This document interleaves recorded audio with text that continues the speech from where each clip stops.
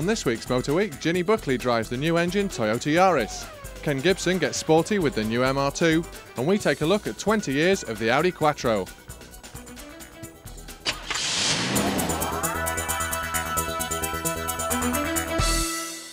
First launched almost 20 years ago, the Mitsubishi Shogun rapidly established itself as one of the world's toughest and best-selling 4x4s. Well, now they're launching the third generation of the Shogun, and it encompasses some of the most revolutionary changes in the Shogun saga so far.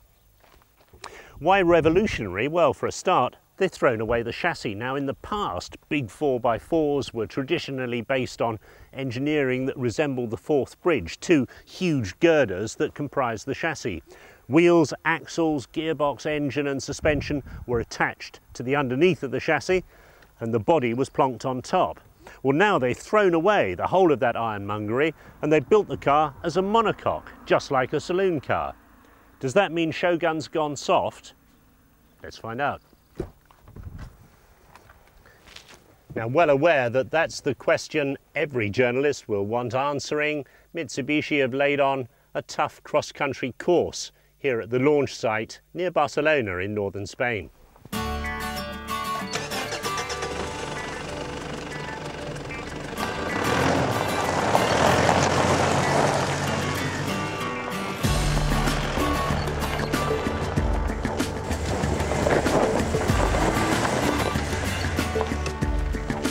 Shogun gets new suspension and a new independent back end replaces the old model's solid back axle. This gives better on-road ride and handling, but it doesn't compromise off-road ability either. Certainly it's very comfortable over the rough stuff.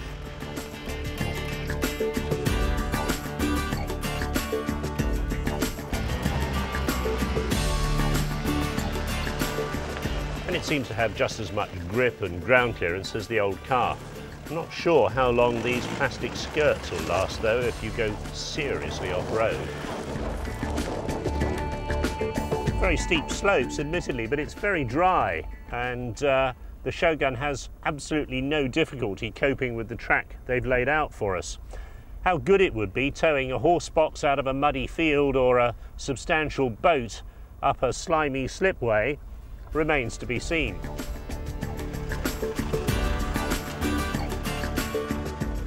Of course, the whole image of 4x4s has changed fundamentally since the days the farmers would put the pigs in the back of the Land Rover to take them to market. Today, very few of these vehicles go seriously off-road, and even fewer of them work hard for their living. As a result, the luxury side of 4x4 has become more and more important to the marketeers. Hence, this is kitted out as you'd expect, with wood and leather and all the knobs and whistles, air conditioning, cruise control, slick new automatic gearbox and sophisticated hi-fi. Trouble was, in the past you could have this veneer of sophistication, but the thing still handled on the road like a bit of a truck. So now Shogun is following the lead set by Land Cruiser and New Discovery to try and give the car limousine standards of ride and handling on the road. Largely they've succeeded, certainly so far as noise suppression, comfort and ride quality is concerned. However, roll always used to be a bugbear of big 4x4s, and although it's far better controlled in this car than the old one, it still wallows around a bit on fast corners. Two new engines in the car, a 30 miles to the gallon 3.2 litre direct injection diesel, develops 162 brake horsepower and a thumping 275 pounds-feet of torque at just 2,000 RPM, and that's great for lugging horse trailers out of muddy fields. There's a 21 miles to the gallon 3.5 litre V6 petrol engine that develops 200 brake horsepower, and in the short wheelbase version makes it a bit of a road rocket, 115 miles an hour flat out. So that's the new Shogun, and it certainly is all new. Manufacturers sometimes fight shy of radical new designs, preferring to carry over the identity of the previous model. Look at New Discovery, for example. Mitsubishi have taken a bold step with this car, and the market will show whether they're right or not. Prices when it launches, well, £25,000 for the entry level, right up to £38,000 for the top of the line car. It's not cheap, and it certainly ain't a farmer's workhorse anymore.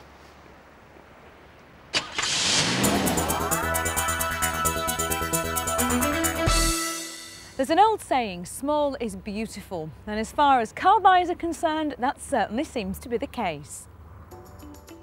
Small car sales now account for around 25% of all vehicles sold in Britain. That's over 500,000 cars, and Toyota want to grab a share of that action with this, the Yaris 1.3 SR. The European Car of the Year has been transformed with the arrival of a 1.3-litre 16-valve engine that packs a real punch and has transformed the Yaris into a little pocket rocket. And it isn't just a new engine that sets the SR apart. There have been subtle changes to the styling. The Yaris still towers above its rivals on the road, but now has a rear roof spoiler and is colour-coded to match the owner's choice from the 5 colours available. The suspension has been lowered to give it a more dynamic and aggressive stance, and a titanium effect grille helps to distinguish the SR from the other Yaris models. The whole look is finished off with 15-inch alloy wheels that come fitted as standard with Pirelli low-profile tyres, all very sporty. Once inside, you'll realise why so many comparisons have been made between the Yaris and the TARDIS. It's nice and compact on the outside, but it's absolutely huge inside. There's plenty of room for 4 adults, and there's even a decent amount of headroom. And you get a very sensible split folding rear seat. It's all very practical. Here in the front, you'll find that the Yaris lacks the bland, boring interior that we normally associate with Japanese cars. Okay, it is grey, but it's very well designed and at least it looks interesting. This sort of instrument panel in the middle is a fantastic idea. Everything is well laid out and it's very solid. And the little pod up here that houses the digital display, well, it might not be to everybody's taste, but I like it.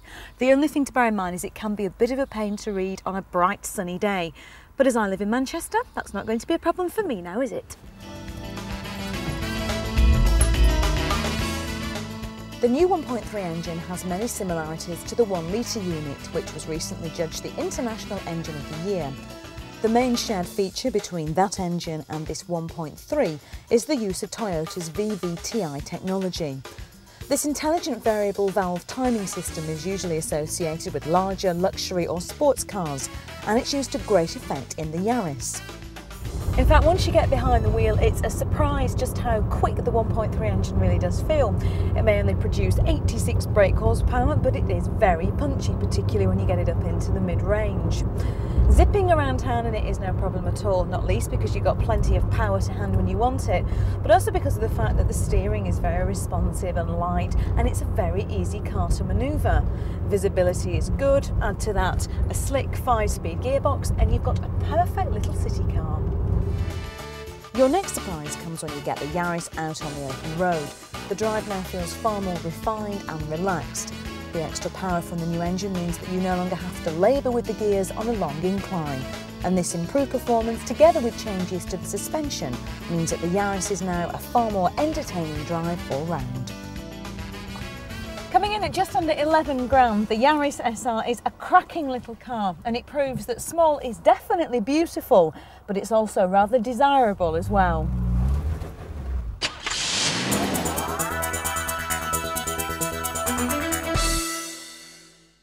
If you're a true sports car fan, I'll bet you've dreamt of owning a Porsche. Big problem with Porsches though, £35,000 minimum price tag, and that's for the baby Boxster. Now what the world's been waiting for is a cheap, affordable sports car, a poor man's Porsche that looks the part, drives the part, but costs half the price. Toyota think they've come up with the answer. The MR is £18,500, looks the business, let's see if it drives the business.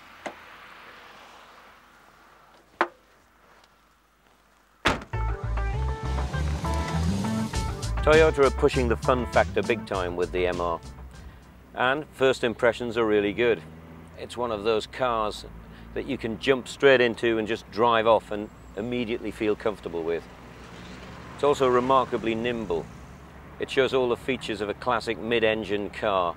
You can really chuck it into the bends there. It responds very, very accurately to the steering, which is precise, light, but you get a good, accurate feel back from it. Although Toyota are pushing the fact that it's not a really hot car for performance, it's only got a 1.8 litre engine, so you wouldn't expect that. It is actually pretty impressive. You're talking 0 to 62 in 7.9 seconds, top speed of 130, but what I really like is it's got bags of torque. It goes all the way through the rev range, and it really is responsive whether you're going around town or once you get on a demanding, twisting country road.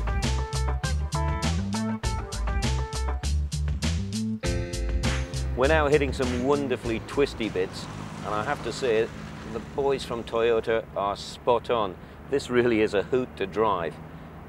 Back end actually comes out a little bit in true sports car style if you overcook it, but it's actually very, very easy to get back in line. The other great thing is that Toyota have used their sports car experience to the full. They've given the MR one of the longest wheelbases in its class, even though it's actually not a very big car. And with all the other dimensions, Toyota really have succeeded in putting together a very clever little package. This is a genuine sports car. It's not for the guys that want really hairy performance, but there again, they're going to be paying a small fortune to get that. Economy is not normally a strong point in sports cars, but the MR is surprisingly economical. It'll return you about 38 mpg overall, which is pretty impressive. The exterior really is simply a very cheeky Porsche Boxster rip-off, but in a funny way, it works. This is still a classy little sports car. The interior is a bit more copycat, with shades of the Audi TT, with mock aluminium handles and drilled pedals, but it all has a rather cheap feel and look about it, which is a bit of a pity really. Unlike the majority of mid-engine cars, the MR has no boot, and that's its one big failing. There is enough room under the bonnet for a small hold door, but that's basically enough for a change of clothing, and that's your lot. The Toyota MR shouldn't really surprise anyone. The boys from Toyota are on a serious styling roll. They've gone all bold and funky with cars like the Yaris and the Celica. And it's paying off as well. In the first 2 months of the year, they're the fastest growing car maker in Europe. And I'm confident that this car is going to give them even more sales. If it's not exactly a Boxster, it is very much a genuine and, importantly, affordable sports car. And I think this cheeky little chappie is going to see them getting a lot more sales.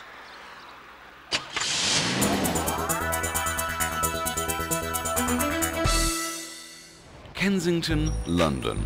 Nothing out of the ordinary down here, but up here on the rooftops, a different world. Flamingos, cute baby ducks and Audi Quattro cars. These cars have been craned onto the Kensington rooftop gardens just as they were exactly 20 years ago for the original Quattro launch. I think both technically and for the brand it was an incredible breakthrough. It put us on the map as a brand, it put us on the map as a brand who employed innovative technology to deliver great driving satisfaction. So it really was a pretty significant breakthrough for us. Today's celebration bash to mark Audi's groundbreaking technological breakthrough attracted many of the sporting heroes of the era whose success was helped by the Quattro system, including Michel Mouton, Audi Sportworks rally driver from 1981 to 85, who led the world's first all-female team to victory with a Quattro. No, it was a revolution really. Four-wheel drive was the first time, and the car was so fast and so quick in front of all the other car that everybody understood quickly that the car will be the new type of car for the future in rallying.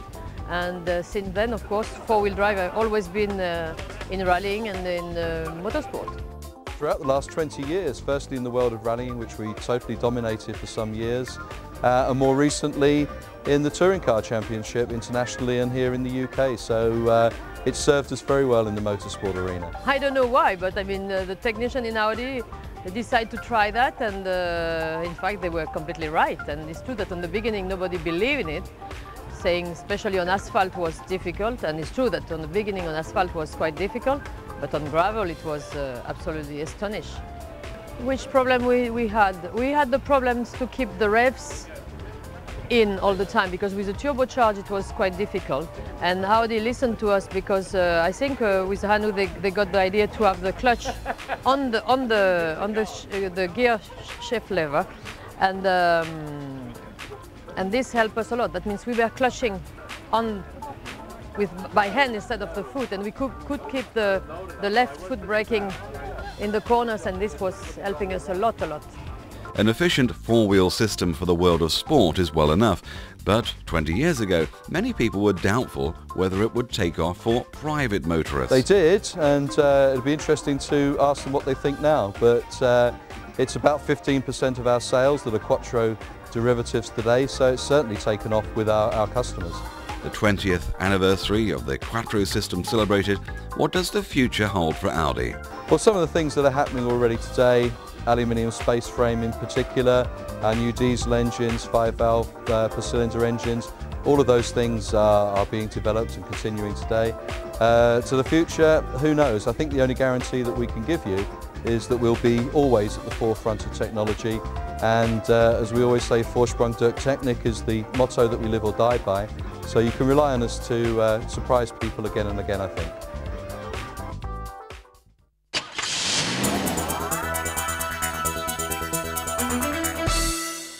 In America, they just love them. No, I'm not talking about burgers, donuts or muffins. I'm talking about pickup trucks. Why Americans have this fascination with pickup trucks, I really just can't understand, to be honest.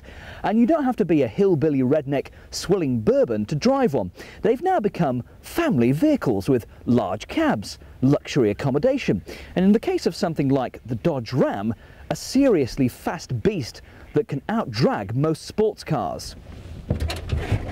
So it's interesting that Ford have decided to launch this, the new Ranger, here in the UK. Now, apparently our lifestyles demand this sort of vehicle. It's going to be the next big trend. Does your lifestyle demand a pickup truck? No, and I'm not sure that mine does either. Perhaps it's more the case that Mitsubishi have the L200 introduced now in the UK, and Toyota have the Hilux. But at the moment, the pickup truck market here in Britain is only worth 0.13% of total vehicles sold. So in other words, the market share is tiny for this sort of vehicle, unlike this rather big beast, which is big in every way, apart from what's under the bonnet. Now, you get a choice of two 2.5 litre diesel engines. The first kicks out only 78 brake horsepower and is an indirect injection diesel. This second one is better. It produces 109 brake horsepower. It's turbocharged and intercooled. It's the same 2.5 litre engine. But let's face it, neither engine is going to produce really any sort of excitement. And you can imagine both of them struggling up a fairly large hill with a full payload and a trailer on the back.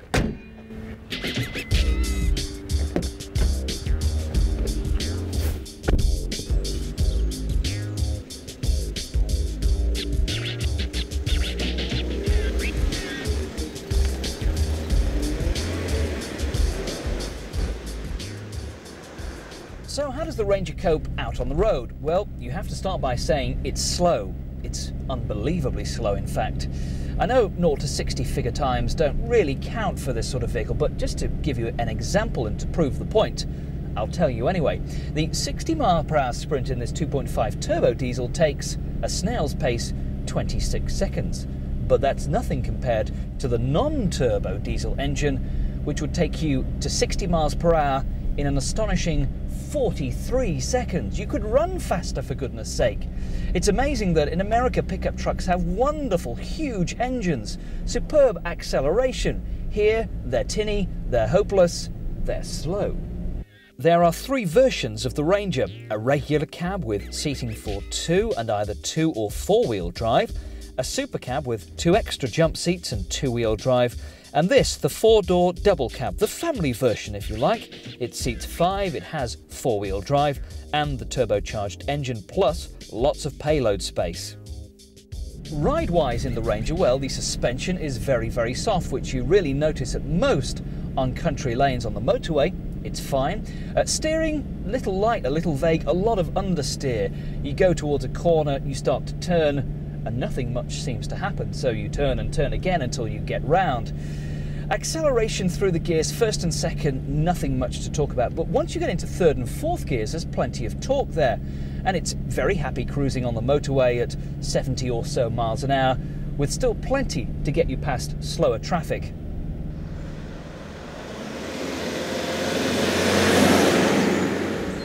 Inside the cabin it's really quite spacious, certainly thanks to this high roofline. Ford claim you can also seat 5 adults in comfort in this double cab version. Now looking at those rear seats, I somehow doubt that, but anyway, that's what they claim. Specification is pretty high, the steering wheel is tilt and height adjustable, you get a radio cassette play, you get twin sun visors no less, which obviously is a big selling point on pickup trucks. Other things in this double cab version you get as well, electric windows and air conditioning, bless them.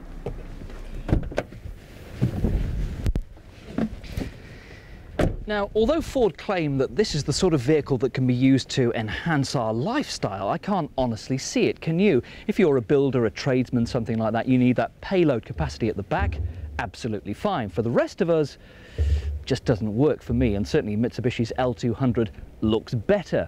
Prices, well, they start at about £10,500 for the caffeine-free regular cab version, rising to about £15,000 for this caffeine-enhanced double cab version.